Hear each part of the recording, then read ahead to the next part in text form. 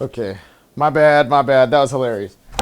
My camera lied to me. It said like I had more battery, fool. Anyway. Yeah, all right. So that's fine. That actually works out. We'll say that's video 3. But I don't know. It's a good stopping point, right? But like here's the expanded version, and I might make this a part 4. So let's say this is the beginning of part 4 for digestibility's sake, because this whole thing is about baby steps. This whole thing is about looking back at what you because you master on day 1 for some silly reason, just like the rest of us. I don't know. I always crack up at people who get upset when they practice and they don't sound good, or they can't get something right. It's like they really get upset. It's like, man, if that ain't dishonesty, it's one thing to have frustration from spending so much time and still not being able to get something, but like if you're going in there and getting mad real quick, that's expectations, and they're just an illusion. Unless you really know the future, I mean, even then it can be changed. So it's like, whatever, that's fun. But we're here to play band because the line is too complicated, honestly. All right. So today we now know understanding the major scale right there from one octave to the next, right? 1, 2, 3, 4, 5, 6, 7, 8. Right? 8 being the same thing as 1. It just starts over. Yeah, keep going, right? But now that means we also have this pentatonic shape, the 5-note version.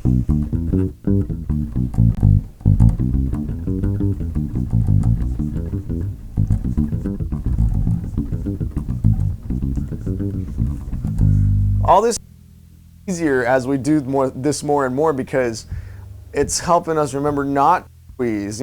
We're using good technical ideas, trying to put all the right stuff to work and in an efficient way. But yeah, so again with the warm-up, if this is another day for us, that was a really hilarious. Video 3 is hilarious. That's just what it is. You have to deal with it. That's my style. We're going to get through this, though. So I've gone really slow the past few videos because I want to make sure that you know what it's supposed to look like. But also, if you've got your fingers back at this point, if they weren't working before for some reason, or if your technique was as bad as mine was, man, okay, since you can't see my face, I might as well do it like this, But, I used to not work a lot, and it was because I worked so hard, like, for real. But anyway, yeah, so this has been just as good for me as it is for y'all. I appreciate us all going through this, It makes a difference. But anyway, the whole thing I'm trying to say is if you have your fingers back and you can actually move them pretty decent nowadays, or if you're pretty fast nowadays, if you've been working on this for a while and, here we are again. I want you to know what that looks like too, because success is success. And the whole point of this truly is that you get your finger motions back, if they weren't working before, or if your technique's better, but you need fluidity as possible. It's just, you can't be in a hurry about it. This is a language, and if you look at it this way, you can appreciate the transitions of how you got everywhere, and every single moment of this is a gift, even the silence between these notes.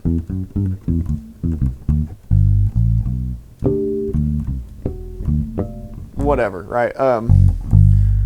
But mostly, yeah, we're using mirror neurons here. So that's the major scale. Notice it's weird because we're starting on the second finger, which is all in the name of being able to stay in the same place. They call that position playing, right? That's first position because it's first fret, second on second, third, 12th,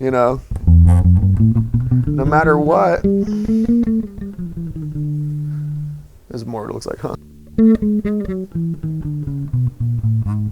No matter what, you live on the same 4 frets. But visualize that being your fingers on a good day, I'm not saying to go this fast with the exercise, because that's not what we're doing today. We're now taking this. Like I said, we started this. We know the major scale from our middle finger, but now we're about to learn it from our pointer. So now, this one is the symmetrical one I meant to explain on day 1, but we got some cool stuff out of the way for cheap, so whatever.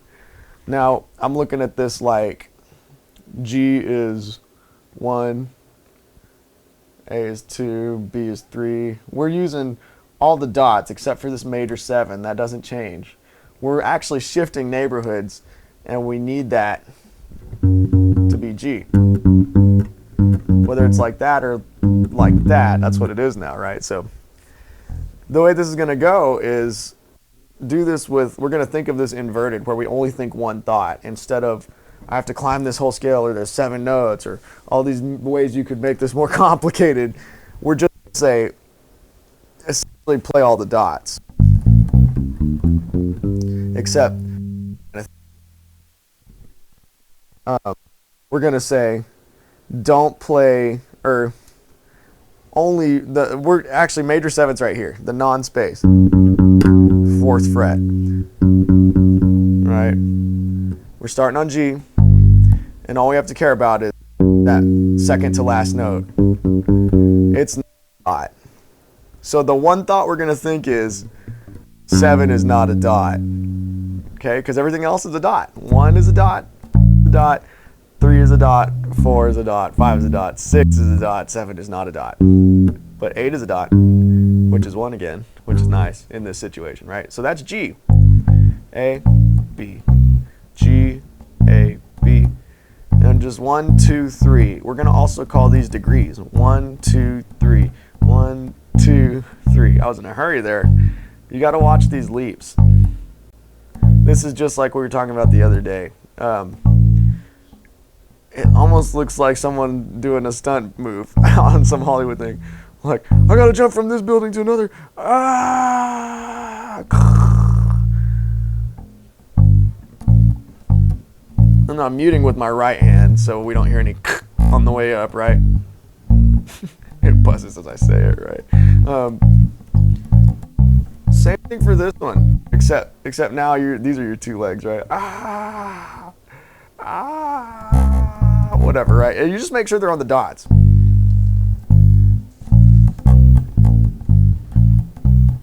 You can do this thumb swivel trick since we got such a big position. This is bigger than 4 frets. You may have noticed this is a 5 fret span. So usually you just stretch one of your outside fingers. Depending on which way you're going, it could be the index or the pinky. But start on 3rd, 5th, 7th, 3rd, 5th, 7th. Not the dot, right? So not the dot.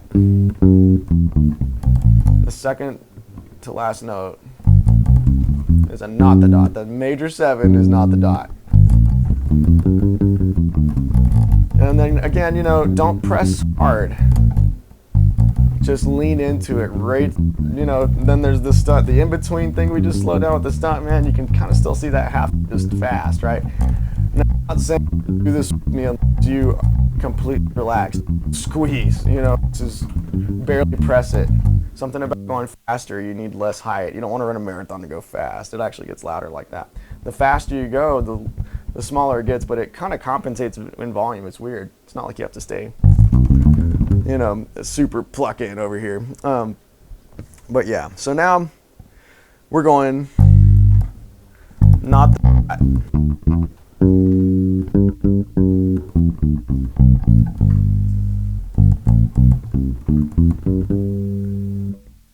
Right. Let's really take this slow on the therapy level about it. Right? If you just want to work on even one note. There's so many ways to do this that you want to find the easiest one. Right, so we're connecting. This is our new move of the day, 1 to 2 over a 2 fret span. That's kind of messed up. Because we've done this one. We're doing that again over here.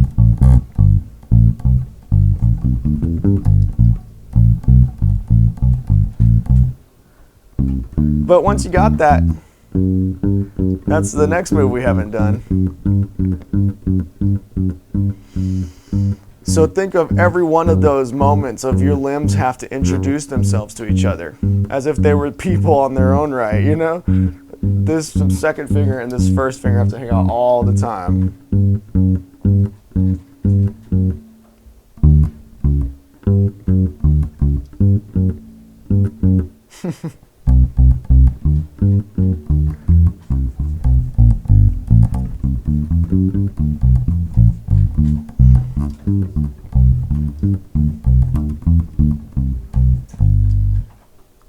So that's the major scale there, and that's the major scale at a higher tempo thing. I don't want anyone to think that this is a slow motion course for morons that's gonna stay this way. I mean, I'm not I'm not calling anybody a moron, and if I was, then I am one too, because nobody's born knowing everything, right? Like, good luck there. More fun stuff. But anyway, I do like making this caveman digestible friendly though, because I do. In my mind, I'm the dumbest person I know, and if I can make it make sense to myself on a really small level, it'll be really useful for a lot of people. Mainly Isaac, you know. So get him. But yeah, this is what I figure might be a great way to get you thinking about functionality again without feeling like you're stuck. Feeling like you're stuck in some kind of thing. So yes, I'm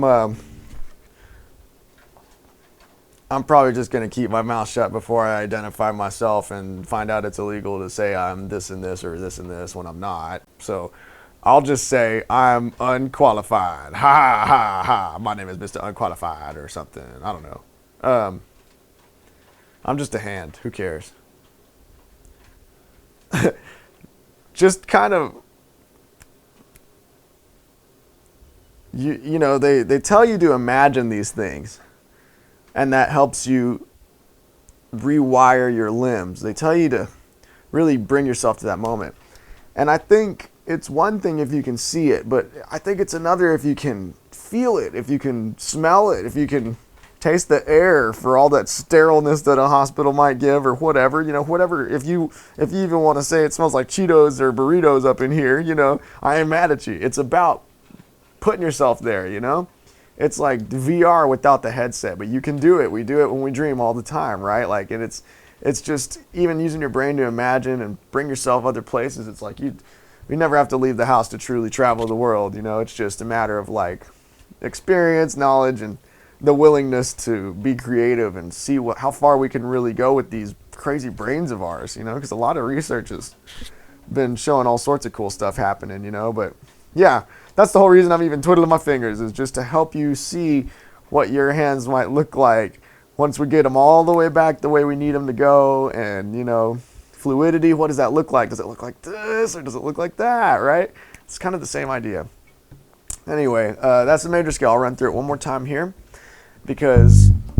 not a dot, you know. And, you know, I know this could go further. A lot of these scales, we're not using this high G, and that's almost, you know, I'm almost sorry about that right now, but like, this is more about just getting an aural muscle memory of this certain device from top to bottom. And so when it's relevant, you'll kind of have an intuition of how to keep going and find these notes if we don't run through it some other time soon. But that's all I'm really trying to say is let's just use your fingers and get them to just press shapes. You know, they just happen to be musical devices. You know, if you're one of these people that's doing these technical things, that's awesome too. You know, it's a means to an end. The end is supposed to look like that, right? Like it's about being able to use fingers. You know, some of these injuries are just horrid with the way they leave people's hands like locked up, or, you know, and to come back from that is a lot of work, you know. But that's why it's also, you know, once it's figured out, this stuff should be as natural and authentic as possible. You know, if you're having to force something, you can feel it, and it's just, you know, it could be a spawn to natural movement of its own, kind of like a volcano or something, you know. But like, this is just getting out of your head for a second. You know, I feel like if you hang out long enough here, you'll be able to surprise yourself with what you know. Okay, so now I'm going to try to make it musical and remind everybody that if you love this and you believe in what it's doing, help me figure out my car situation and future problems so I can keep making these, because, man, these are great. I'm at Patreon at Funk Fusion, and that'll probably plaster all over the place down the line. You know, I really don't care about marketing much, so it's like I've been so concerned about getting this quality thing just out as an artist that like it, you know, this might be a whole another artistic experiment called try to make this work, you know. But anyway, yeah, much love, y'all. Appreciate it. Remember, this is not the dot, but everything else is.